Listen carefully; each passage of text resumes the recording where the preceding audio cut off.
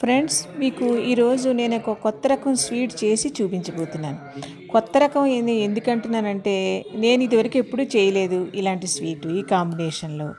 ఎవరు చేయగా కూడా నేను చూడలేదు, వినలేదు. మరి అందుకని కొత్త రకం స్వీట్ అంటున్నా. సో లక్ష్మీస్ కిచెన్కి స్వాగతం. మరి మీరు కూడా చేసి చూడండి ఈ ప్రాసెస్ విని. ఇందుకోసం ఇలాగా అరటిపళ్ళు తీసుకోవాలి, బాగా కొంచెం ముగ్గినవి అనమాట. అంటే మరీ మిగల ముగ్గిపోయినవి కాదు, మెత్తగా ఇలా ముగ్గిన అరటిపళ్ళని. ఈ రకం ఒకటి ఏలక్కాయల అరటిపళ్ళు అంటాం, ఇది బెంగళూరులో. ఇంకో రకం అరటిపళ్ళు కూడా ఇంకో 3 కూడా తీసుకున్నాను. ఇలా ఒక క్యారెట్ తీసుకోవాలి. ఈ క్యారెట్ని తొక్క తీసేసి సన్నగా ఇలా తురుముకుని పెట్టుకోవాలన్నమాట. ఈ అరటిపళ్ళు తొక్క తీసేసి వీటిని చేత్తోనే గుజ్జులాగా చేయాలి. వీలైనంత వరకు ముక్కలు లేకుండా చేత్తోనే. మరి మిక్సీలో వేస్తే మరీ పేస్ట్లా అయిపోతుంది, రుచి ఉండదు అనిపించింది.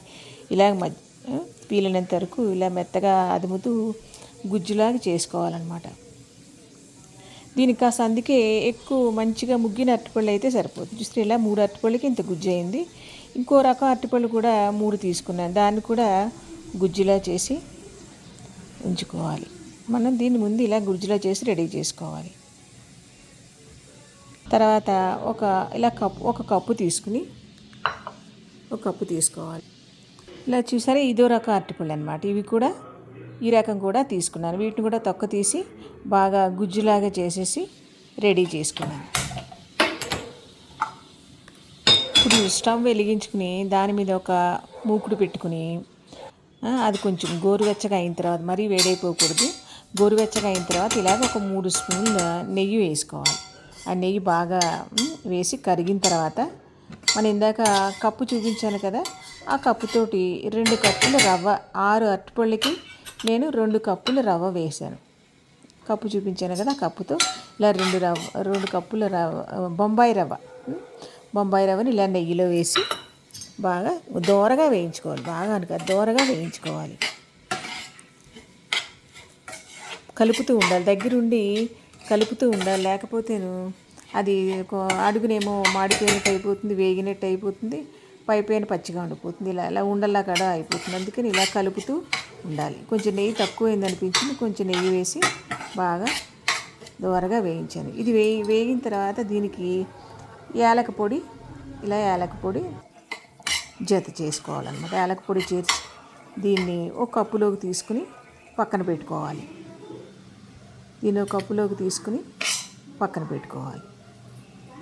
ఇలా ఒక కప్పులోకి తీసుకోవాలి. చూసారా, దోరగా వేగిందంతే, మరీ ఎక్కువగా. ఇప్పుడు ఇలా ఒక కప్పు బెల్లం తీసుకోవాలి. దీనికి సరిపడా, నేను తీపిని బట్టి, మీకు తీపి ఎక్కువ కావాలంటే కొంచెం ఎక్కువ బెల్లం తీసుకోవాలి. తీపి సరిపడా, అరటిపండు తీపి కూడా ఉంటుంది కదా, అది చూసుకుని బెల్లం కప్పు. నేను ఒక తీపి కొంచెం మోడరేట్గా ఉండాలని తక్కువ తీసుకున్నాను బెల్లం. సో మళ్ళీ స్టవ్ మీద మూకుడు పెట్టి నెయ్యి వేసుకుని మనం సిద్ధం చేసుకున్న ఆ క్యారెట్ తురుముని కూడా కొంచెం నేతిలో దోరగా వేయించుకోవాలి. దగ్గరుండి కలుపుతూ వేయించుకోవాలి. అది మాత్రం చాలా ఇంపార్టెంట్. దీనిలో ఇప్పుడు మనం అక్కడ తురుము పెట్టుకున్న బెల్లాన్ని వేసేయాలి. కొంచెం బెల్లం కరిగేదాకా స్టవ్ మీద అలా కలుపుతూ ఉండాలి. బెల్లం బాగా కరగాలన్నమాట, ముక్కలు లేకుండా. కొంచెం నేను ఆ బెల్లం ఏం చేశానంటే ఓవెన్లో పెట్టి ఇలా చాకుతో ముక్కలు తురవలేదు, దాన్ని చాకుతో తురిగినట్టుగా చేయలేదు. అందుకని మధ్య మధ్యలో ముక్కలు వచ్చాయి. సరే, ఆ ముక్కలు కరగడానికని కొద్దిగా నీళ్లు పోసాను, లేకపోతే నీళ్లు పోయక్కర్లేదు. కొంచెం 2 స్పూన్లు నీళ్లు పాకానికి వేసినా పర్వాలేదు, కానీ కొంచెం ముక్కలు ఉన్నాయి కానీ కొంచెం ఎక్కువ వేసాను నీళ్ళు నేను. ఇది ఇలా మొత్తం కరిగిపోయింది. ఇలా కరిగిన తర్వాత కొంచెం పొంగు రావాలన్నమాట. చూస్తారా, ఆ నీళ్లు పొంగినట్టుగా వస్తే ఆ పాకం కొద్దిగా చిక్కదనం వస్తుంది, కొంచెం జిగురుతనం కూడా వస్తుంది అన్నమాట. అలా పొంగాలి.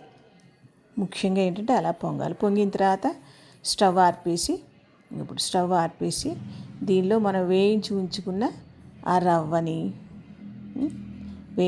నేతిలో వేయించి ఉంచుకున్నాం కదా, ఆ రవ్వని, ఈ అరటిపండు గుజ్జుని కూడా వేసేసి కలిపేసుకోవాలి.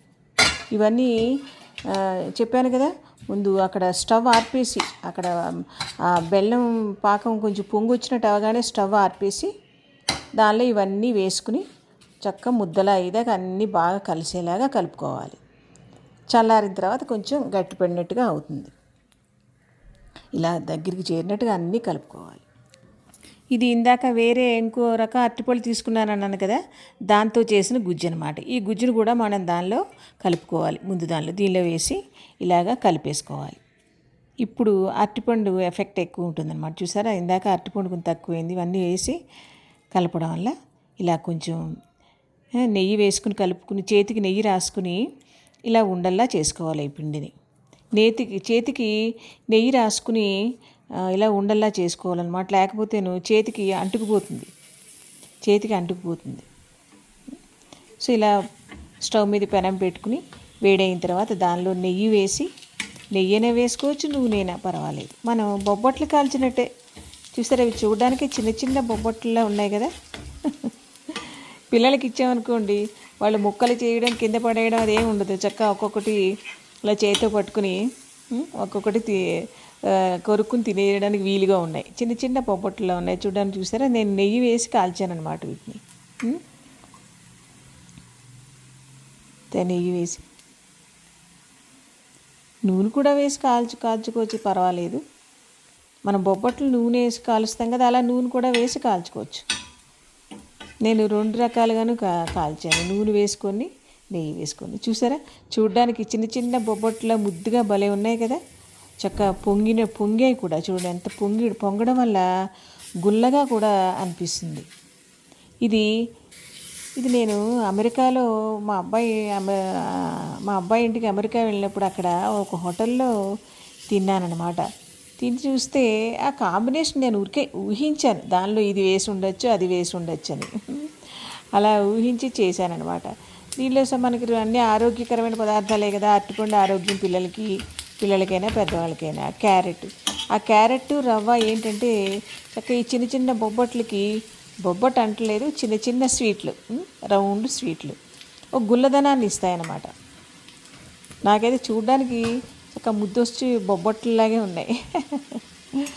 ఇది దాకా చెప్పినట్టుగా పిల్లలకి ప్లేట్లో పెట్టి ఇస్తే ఒక్కొక్కటి, పిల్లలైన పెద్దలైన ఇంకా దాన్ని ముక్క చేసుకునే పని కూడా లేదు. ఒక్కొక్కటి తీసుకుని ఇలా కొరుక్కుని తినేయచ్చు. సో మరి చూడండి, చేసిన పిండికి ఎంతో చూడడానికి నోరూరించే చిన్న చిన్న రౌండ్ స్వీట్లు. దీనికి ఏం పేరు పెడదాం? అరటిపండు స్వీట్ అని పెట్టేద్దాం.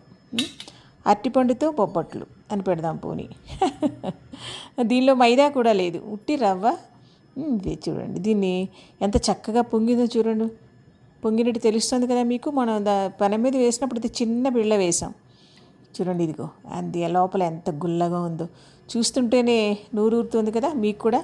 నాకైతే చూపిస్తుంటేనే, నేను ఆల్రెడీ వీడియో చేసేసి వాయిస్ ఓవర్ ఇస్తున్నాను కదా, ఇప్పుడు మళ్ళీ నాకు నోరు ఊరుతున్నట్టుగా అనిపిస్తుంది తింటుంటే. చూడండి చూస్తుంటే ఎంత చక్కగా అనిపిస్తుంది కదా, తినాలనిపిస్తుంది చూడగానే. దీని మీద మనం బొబ్బట్టు మీద నెయ్యి వేసుకున్నట్టుగానే దీని మీద వేడి నెయ్యి వేసుకు తింటే ఇంకా చాలా రుచిగా ఉంటుంది. మీరు మరి చేసి చూడండి. మిగతా పిండిని ఇంకొక రకంగా చేసి చూపిస్తాను. ఇలా చేతికి నెయ్యి రాసుకుని ఆ పిండిని ఇలా ఉండల్లా చేసుకుని మనం ఇలా ఉండల్లాగా ఇంకొక ఇది ఓవెల్ షేప్లో అదొకటి. పిల్లలకి సరదాగా ఉంటుంది కదా రకరకాల షేపులు. వీటిని ఇలా చేసుకుని స్టవ్ మీద మళ్ళీ మూకుడు పెట్టుకుని నూనె వేసుకుని, అది నూనె కొంచెం మరీ మరిగిపోకుండా వేడెక్కిన తర్వాత దానిలో మనం చేసి పెట్టుకున్న ఈ రెండు షేపులో ఉండల్ని వేసుకుని నూనె వేడెక్కిన తర్వాత దానిలో వేసుకుని సిమ్లో పెట్టి వేయించుకోవాలి. హైలో మాత్రం పెట్టకూడదు. సిమ్లో పెట్టి వేయించుకుంటే చక్కగా అవి కూడా పొంగి నూనెలో వేగాయి కదా, ఆ రుచి వేరుంటుంది. నూనెలో వేయించడం వల్ల ఆ రుచి వేరుంటుంది. చూడడానికి చూసారా చక్క చిన్న చిన్న బూరెల్లాగా ఉన్నాయి.